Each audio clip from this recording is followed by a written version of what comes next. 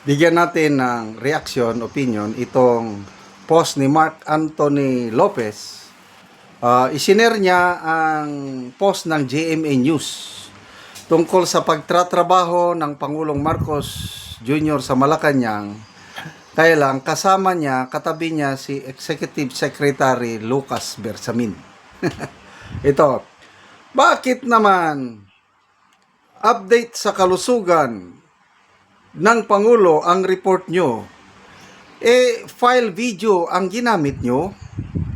Si former ES Bersamin matagal nang wala sa Malacanang, di ba? Ito yung litrato.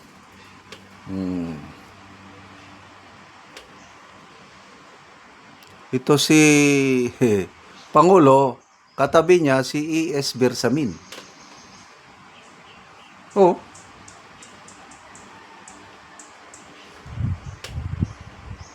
May pa-campaign pa kayo about fake news, kayo naman nangunguna manlilin lang sa taong bayan.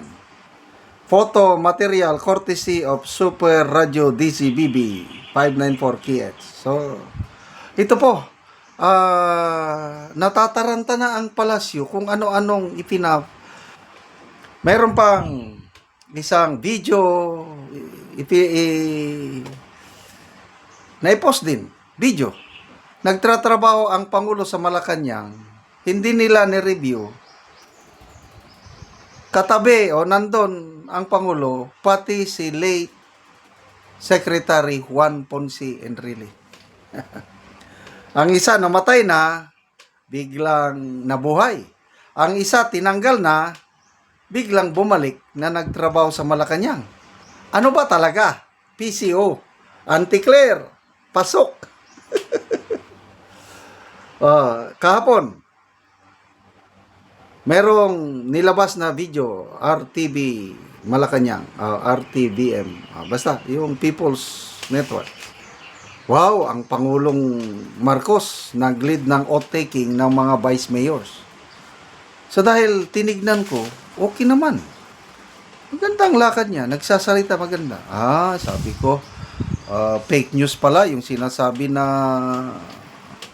yung kalagayan ng health niya. Kasi napakalakas eh. So, with that video, naniwala na ako na the President is in good health. Taliwas sa mga naipopost sa social media. Ganon din si Attorney Trixie Angeles, sabi niya, nung napanood niya siguro yung video ng RTV Malacanang, RTV Malacanang, the President buhay. So, let's go back to flood control. Kanina umaga, nag-post si Jason Sa, sabi niya, pinag-aralan ko yung video, yung mga vice mayors na nandun sa video, mga katabi niya, yun din yung mga nag-take out noong 2023. So, parang, ako lang ba ang namalikbata, sabi ni Jason Sa. Hindi kaya recycled yung video? Ano ba talaga ito? Pwede ba once and for all, wag nyo namang lukuhin ang taong bayan. Dahil nakalagay sa konstitusyon, karapatan ng taong bayan na malaman ang tunay na kalagayan sa kalusugan ng Pangulo. Dahil hindi siya ordinaryong tao na sa barangay captain lang, ilang libo lang yung maapektuhan. Siya, Pangulo siya. Nakasalalay sa kanya ang buhay, kabuhayan ng 117 million Pilipinos. So, nagiging issue na ito kung ano ba talaga. Pwede ba taga-palasyo once and for all? Grabe nga, tama itong post ni Mark Anthony, pakam-pakaman niya sila, fake news, fake news. Labanan natin ng fake news. Ito, hindi ba fake news ito? Pinopost nila, pinapalabas na ang Pangulo is working in Malacanang, kailang hindi sila nag-isip. Otso-otso talaga Hindi man lang nila ni-review yung katabi ng Pangulo, matagal nang wala sa Malacanang. Nangyari na naman yan nung last year, nag-post din ang palasyo ng litrato ng unang ginang, katabi niya si dating Executive Secretary Vic Rodriguez, Attorney Vic Rodriguez. Matagal nang wala sa palasyo ang dating executive secretary, bakit ipinost nila na kasama ni First Lady sa Malacanang? So kung anong ginagawa nila nung may issue sa Los Angeles, yung coke overdose issue ni Tantoco, parang the same pa rin. Sabi nila siguro, nakaya natin nung last year, ganon din ang gawin natin. So, sige. Kung ganon ang tingin nyo sa Pilipino, wala kaming magawa. But remember, hindi 8-8 ang taong bayan. Magbasa tayo sa mga comments. 17,000 ang nag-react, 14,000 ang tumatawa, 2,800 ang like, 51 ang galit. Comments. R. Regina Otero, just like his father, hiding the disease. May isip na ako nung Marcos Sr. Alam ko yun, lupus. Mayroong sariling hospital bed ang Marcos Sr. sa Malacanang. Kaya, sinasabi ng mga analyst, yung unang term ng Marcos Sr. napakaganda.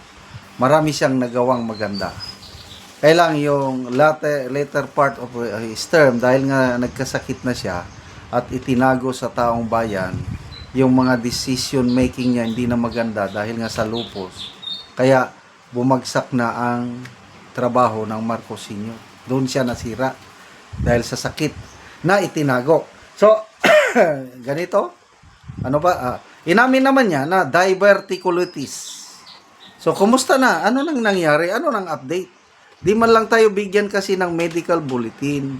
Ako, personally, gusto kong gumaling ang Pangulo para matapos niya ang kanyang termino, magkaroon ng election sa 2028 at boboto ulit ang taong bayan. Sinong next president? Kaya, pwede ba malaman na natin ano ba ang tunay na kalagayan? Auntie Claire, pasok. Sinabi nyo, malusog ang Pangulo. Bakit nagpo-post kayo ng mga throwback pictures? Salamat mga kaibigan sa inyong pagsubaybay sa ating channel. Nakakatulong kayo ng malaki sa tribong Talandig ng Bukidnon dahil ang sweldo natin sa channel na ito is pantulong sa tribo. Namimigay tayo ng libreng yero at pako para makapagpatayo sila ng mas maayos na tirahan. Panoorin niyo ang video na ito. Nani ang nahatag namo nga yero.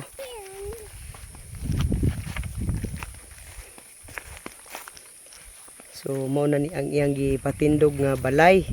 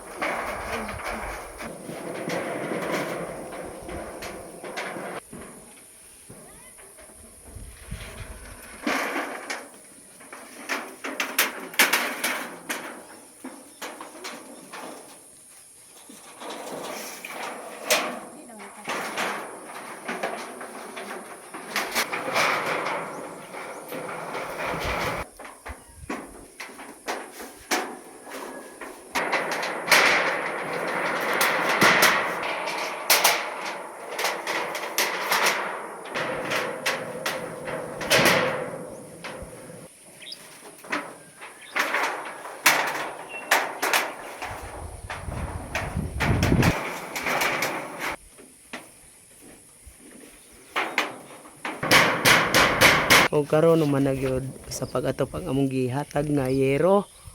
So nakaatop na gyud ang among gitabangan. Salamat sa Ginoo nga ubalay na gid ko. Salamat sa nagtabang sa sin nga nakabalay nako. So salamat kaayo.